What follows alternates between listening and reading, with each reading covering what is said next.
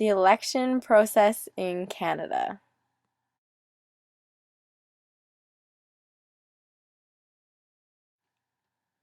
This process begins with the dissolution of Parliament, which is when the Governor-General, at the request of the Prime Minister, who is the leader of the last elected party of Canada, dissolves Parliament and calls an election.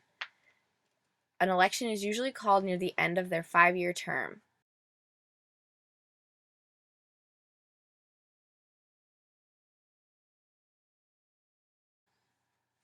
After this, the writs of the election happens, which is when the Chief Electoral Officer notifies the returning officers and issues the writs of the election to them.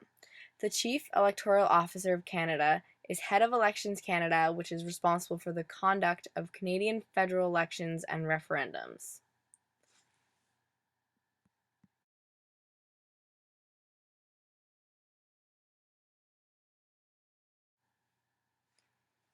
A writ of election in Canada is a government document ordering an election, either a general election or a by-election. For Canadian federal elections, the date set for an election must be at least 36 days after the issuance of the election writ.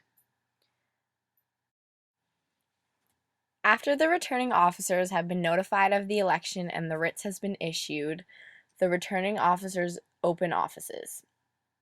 A returning officer is responsible for the preparation and conduct of an election in a specific electoral district.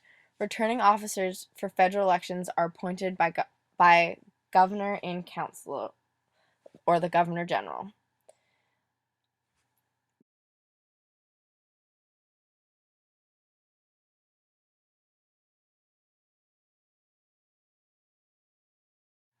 Once the returning officers have opened office, Election Canada prepares a preliminary voters list and sends them to the returning officers.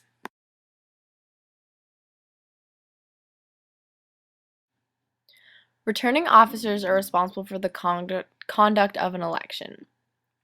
While in office, they have to have a neutral stance in all forms of government, meaning they cannot belong to a political party or be involved in campaigning for another political party. Instead of going door to door each time an enumeration is made, Elections Canada uses a permanent voters list, which is a list that contains all of the registered voters in Canada and is updated each time there is an election. Once the permanent voters list has been updated and revised, the returning officers mail out voter information cards to all of the registered voters in Canada. This is an enumeration, which is basically a list of things. But in Canada, it is a house-to-house survey to prepare a voters list for an election. Once the voter information cards have been mailed out, nomination occurs. This is when candidates from the political parties submit nomination papers and deposits to the returning officers.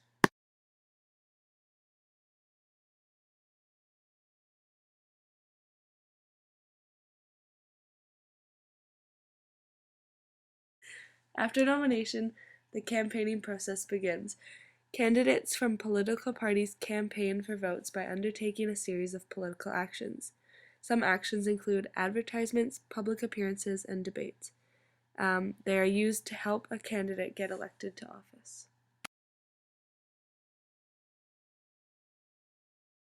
After the campaign period, voting takes place. A ballot is a piece of paper listing the candidates running for office, which people cast their votes on.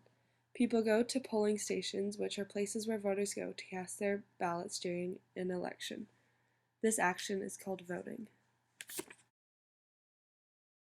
Some people have special ballots which accommodate voters who live temporarily outside of Canada, live in Canada but will be away from their electoral district when voting takes place, and people who do not wish to vote in person at ordinary or advance polls.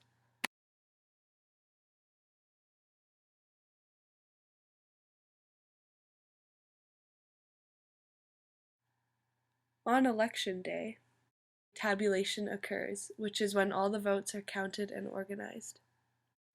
After election day, returning officers validate the results. The recounts are done if necessary, and the returning officers return the writs of the election and declare the winning candidates.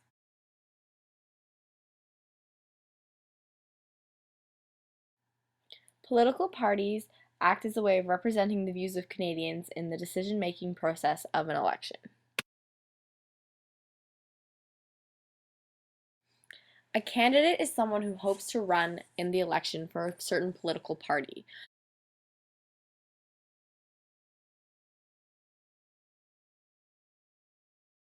After the polls close, preliminary results are available.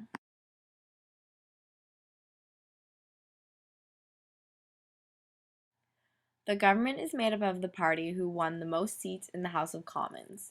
The leader of this party becomes the Prime Minister.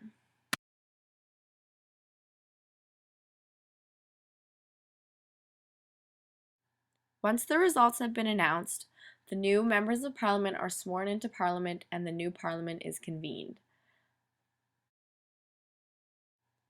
Parliament is the legislative branch of the federal government in Canada, and it is made up of the House of Commons and the Senate.